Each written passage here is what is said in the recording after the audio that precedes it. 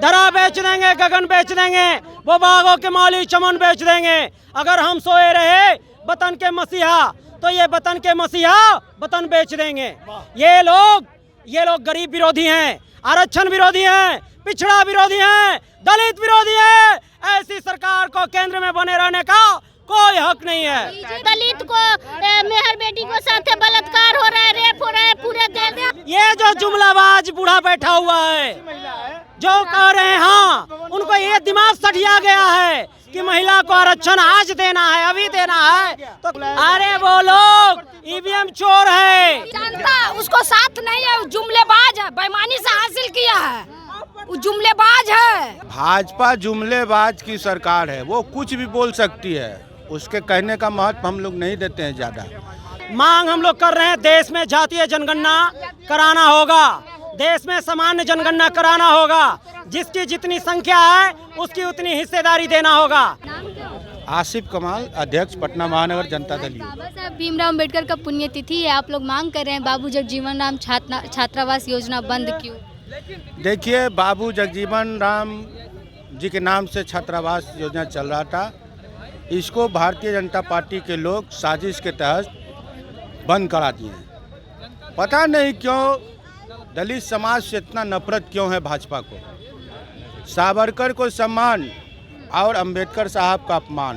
वो तो अच्छा, भाजपा तो कहती है कि जब पहली बार जब आज़ाद भारत के बाद भीमराव अंबेडकर की एक भी प्रतिमा को या फोटो को कोई स्थान संसद में नहीं दिया गया था। भाजपा का जब सरकार बना तो अटल बिहारी वाजपेयी के सरकार में उनकी जो फोटो है वो लगाई। भाजपा जुमलेबाज की सरकार है, वो कुछ भी बोल सकती है, उसके कहने का महत्व हम लोग नहीं देते हैं ज़्यादा। हम लोग संविधान और नियम से चलने वाले लोग हैं, हम लोग बाबा साहब का वंशज हैं, और जो देश के अंदर में संविधान को ध्वस्त करने की साजिश चल रही है, आरक्षण को खत्म करने की साजिश चल रही है, इसको हम लोग बर्दाश्त नहीं करेंगे। हम लोगों को बिहार को विशेष राज्य का दर्जा चाहिए हर हाल में, अगर नहीं देंगे। बोलते हैं कि 15 साल से आपके मुख्यमंत्री रहे हैं, तभी भी आपको विशेष राज्य के दर्जे की क्या आवश्यकता है? बिल्कुल आवश्यकता है। झारखंड राज्य अलग होने के बाद कहाँ विशेष पैकेज मिला है? कौन कहता है विशेष पैकेज देते तो आज ये हाल रहता बिहार का। आज विशेष पैकेज दिए थे, ये नरेंद्र मोदी जी अपने कार्यकाल में कोई ऐसा बहुत महत्वपूर्ण विशेष पैकेज नहीं दिए हैं। वो दिए होंगे, अब उनका क्या बोलते हैं ना बोलते उसका ज़्यादा महत्व हम लोग नहीं देते हैं। हम लोग यही चाहते हैं कि जब तक देश का गरीब गुरबा, दलित, महादलित, अकलियत समाज, अति पिछड़ा खुश नहीं रहेगा, तब तक देश के अंदर में पूर्ण रूप से खुशहाली नहीं आएगी। चलिए, तो ये तमाम जेडीयू कार्यकर्ता हैं यहाँ पर पहुँचे। क्या नाम?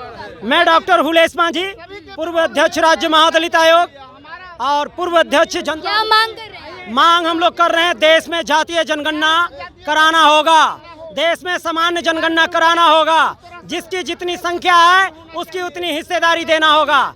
ये हमारे लोग जो देश में बैठे हैं, धरा बेच देंगे, गगन बेच देंगे, वो बागों के मौली चमन बेच देंगे। अगर हम सोए रहे वतन के मसीहा तो ये वतन के मसीहा वतन बेच देंगे। ये लोग गरीब विरोधी हैं, आरक्षण विरोधी हैं, पिछड़ा विरोधी हैं, दलित विरोधी हैं। ऐसी सरकार को केंद्र में बने रहने का कोई हक नहीं है। बीजेपी कहती है, जीतन राम मांझी कहते हैं कि जेडीयू दलित विरोधी है, मुख्यमंत्री दलित गए हैं जो दलित के नाम पर इधर उधर रोटी सेकते हैं, मेढक के तरह उछल कूद करते हैं, उन लोगों के पास कोई वजूद नहीं है। वो गरीब के पास जीतन राम मांझी वो गरीब विरोधी ताकतों के साथ क्यों गए? वो आरएसएस भाजपा के साथ क्यों गए? वो देश बेचने वाले के साथ क्यों गए? वो आरक्षण विरोधी के साथ क्यों गए? वो संविधान बदलने वाले, अरे उनके अपमान का बात भाजपा हटा रहे हैं। जो जीतन राम मांझी दलित के नेता है, तो वो जो संविधान हटा रहे हैं, मोदी जी में क्यों गए बीजेपी में? संविधान हटा रहे हैं, नहीं संविधान एकदम हटाने का बात किया जा रहा है। हटा रहे हैं दलित को मेहर बेटी को साथ बलात्कार हो रहा है, रेप हो रहा है पूरे देश में। आपके मुख्यमंत्री महिलाओं का मुख्यमंत्री हमारे तो शासन चला रहे हैं, महिलाओं को रोजगार दिए। जो महिला घर में चूल्हा चौकी खरीदती थी, वो हमारे मुख्यमंत्री जी घर से बाहर निकालने महिलाओं के लिए क्या आबादी को आरक्षण है और केंद्र में आरक्षण लागू कब हुआ? आधी आबादी को बिहार में आरक्षण 2005 और 6 से है। लेकिन ये जो जुमलाबाज बूढ़ा बैठा हुआ है जो कह रहे हैं, हाँ उनको ये दिमाग सठिया गया है कि महिला को आरक्षण आज देना है, अभी देना है, तो कहता 28 में लागू होगा। इसी वजह से आप लोग नहीं जीतते थे। अरे वो लोग ईवीएम चोर है, 15,000 को जितना वोट मिलता है वो लोग जवाब देने से नकारा हो रहा है, भाग रहा है। बाबा साहब का नियम लागू कैंडिडेट को बैलेट पेपर से चुनाव करने का ताकत नहीं है, ईवीएम चोर है, ईमानदार लोगों को जेल में भेजता है। हक में नतीजा आता है तो ईवीएम। अरे भाई उसको बैलेट पेपर पे क्यों नहीं चुनाव कराता है? बैलेट पेपर पे चुनाव कराने से भागती है ये सरकार। ये गरीब विरोधी सरकार है, ऐसे सरकार को पद पर बने रहने का हक नहीं है, उसे अविलंब इस्तीफा देना चाहिए। आप बताइए, कोई 24 में हम फिर से आएंगे, देखते हैं। नहीं भाई, 24 राज्य जीत चुके हैं। वो लोग ईवीएम हटेगा वो ऐसा टेंटे फुस हो जाएगा। अब बैलेट वाला वोट देखे ना, कांग्रेस जीत गई तो ईवीएम में क्यों हारी? ईवीएम 3 लाख ईवीएम कहाँ है? 3 लाख ईवीएम भाजपा ने अपना वोट देकर गिनती करवा दिया अंदर से। तो ये लोग ईवीएम से जीतता है, ईवीएम में इसका प्राण है। ईवीएम हटेगा ये हार जाएगा। अपने नेता में संबंध अच्छे नहीं है, नहीं, एक दूसरे के खिलाफ है। पूरे इंडिया गठबंधन में एकजुटता है। आने वाला दिन में इंडिया गठबंधन का जीत होगा। आने वाले में आपके सांसद भी मोदी करना नहीं नहीं नहीं, मोदी का कोई नाम लेने वाला नहीं है, ये जुमलाबाज है। सुनील कुमार पिंटू जी। अरे अपवाद एक्सेप्शन को छोड़िए ना। अरे दुगो मेढक बाएं जाता है, दुगो दाएं जाता है, उसका गिनती नहीं है। भीड़ का बात कर रहा हूँ। भीड़ आज नेता नीतीश कुमार के साथ है और इंडिया गठबंधन के सूबे बिहार का संयोजक और देश के भावी प्रधानमंत्री का उम्मीदवार हमारे नेता नीतीश कुमार। राज्य का चुनाव का जो नतीजा आया है उसके बाद कांग्रेस नीतीश कुमार को आगे करेगी। हाँ, कांग्रेस नीतीश कुमार बिल्कुल आगे करेगी। करना चाहिए कि नहीं करना चाहिए? क्या करना चाहिए? 3 राज्य का जो परिणाम आया है उसके बाद क्या लगता है कि अब कांग्रेस को नीतीश कुमार को आगे करना चाहिए फिर से इंडिया गठबंधन? क्यों करना चाहिए? करना चाहिए, जरूर करना चाहिए, बनाना चाहिए। इन्हीं को अगुवाई में बनानी चाहिए प्रधानमंत्री। इनका छवि अच्छा रहा है, और कोई ऐसा अभिनेता है नहीं। कि अगर कांग्रेस नीतीश कुमार को लेकर चुनाव लड़ती तो और नहीं, ऐसा कोई बात नहीं, ऐसा कोई बात नहीं है। देखिए ये तमाम जो है जेडीयू के कार्यकर्ता हैं और भीमराव अंबेडकर की पुण्यतिथि पे आज पहुंचे हुए हैं अंबेडकर पार्क के पास, अंबेडकर मूर्ति के पास, और नारे लगा रहे हैं कि 10 साल के बाद जो जनगणना होती है वो जनगणना आखिर क्यों नहीं हुई है, और जो बाबू जगजीवन राम के नाम पर छात्रावास योजना चल रही थी उसको बंद क्यों किया गया। और इन सारी तमाम मांगों के साथ आज जेडीयू के कार्यकर्ता जो है वो भीमराव अंबेडकर की पुण्यतिथि पर भीमराव अंबेडकर की मूर्ति के पास पहुंचे और नारे लगा रहे हैं कि केंद्र सरकार की जो है नीतियाँ वो दलित विरोधी नीतियाँ हैं और दलित विरोधी नीतियों को बर्दाश्त जेडीयू नहीं करेगा। जेडीयू हमेशा दलित के हित में उठता है और ये तमाम बातें जो है ये कह रहे हैं। भाजपा कहती है आप लोग दलितों का अपमान करते हैं और बाद में दलितों के लिए भीमराव अंबेडकर का नारा जी, दलितों का अपमान करते हैं आप लोग और फिर भीमराव अंबेडकर का नारा भाजपा कहती है। भाजपा कह रही है, भाजपा के पास शगुफा छोड़ने के सिवाय दूसरा उपाय क्या है? भाजपा के पास कोई गरीबों के लिए मिशन नहीं है। दलित नेता आप लोग उनका अपमान किए थे नीतीश कुमार। नहीं, जो भाजपा कह रही है जीतन राम मांझी का हवाला दे करके, जीतन राम मांझी पर तो जदयू जो है और जदयू के सुप्रीमो नीतीश कुमार जो है देश में सबसे ज़्यादा, बिहार में सबसे ज़्यादा विश्वास किए।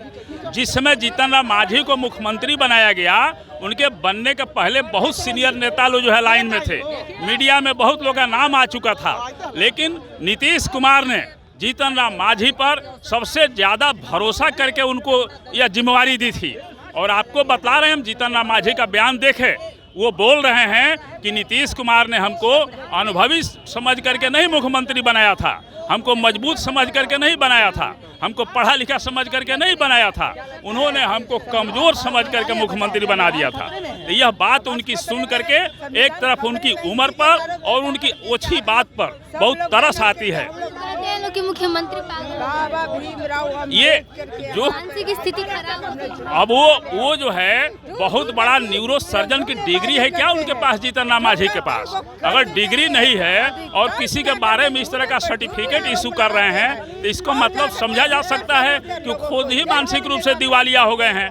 चूँकि उनको बहुत बड़ा सम्मान मिला था, उस सम्मान को संभाल नहीं पाए और अपनी गलती से अपने हवा में पड़ गए हैं। अब उनका दिमाग काम नहीं कर रहा है तो अलबल नहीं बोलेंगे तो क्या बोलेंगे? कहते हैं कि महिला विरोधी है नीतीश कुमार। नीतीश कुमार को दलित विरोधी है, महिला विरोधी है। नीतीश कुमार दलित विरोधी रहता तो क्यों आरक्षण लागू करते? नीतीश कुमार अगर विरोधी रहते तो क्यों मतलब सबको जातीय जनगणना कराते हैं? क्यों इतना वैकेंसी निकाले? गरीब गुरबा शोषित पीड़ित के लिए क्यों इतना करते हैं? हाँ? ये केंद्र सरकार का शर्म आना चाहिए कि गरीब गुरबा शोषित पीड़ित उसका केंद्र का सरकार है जो उसका राज्य का सबको दलितों को सबको नौकरी देने का काम किया। देश की जनता हमारे साथ है, देख लीजिए 3 राज्यों में बहुमत हासिल। देश का जनता उसको साथ नहीं है, वो जुमलेबाज है, बेईमानी से हासिल किया है, वो जुमलेबाज है। आने वाले 2024 में भाजपा पूरी तरह से देश से उसका सफाया हो जाएगा। सेमीफाइनल में क्या हुआ? सेमीफाइनल वो जो कह रहा है ना, वो 2024 में भाजपा की पूरी तरह से सफाया हो जाएगी। यह जो राज्यों का आप रिजल्ट देख रही हैं, हमारे कुछ मिसमैनेजमेंट की वजह से उसको सफलता मिली है। इससे सबक लेकर के नेता लोग भी आपस में बढ़िया प्रयोग करेंगे और की गलती हुई है। नहीं, वो जो है कहीं न कहीं लोगों का आपस में तालमेल की वजह से कुछ वोट कटा है। लेकिन जो 2024 का चुनाव है वो देश की सत्ता बदलने और बनाने का चुनाव होता है। इसलिए देश की जनता भाजपा की गरीब विरोधी नीतियों से पूरी तरह से उबी हुई है। इसलिए 24 में जनता अपनी आवश्यकता से भाजपा के खिलाफ वोट करेगी और भाजपा का सफाया हो जाएगा।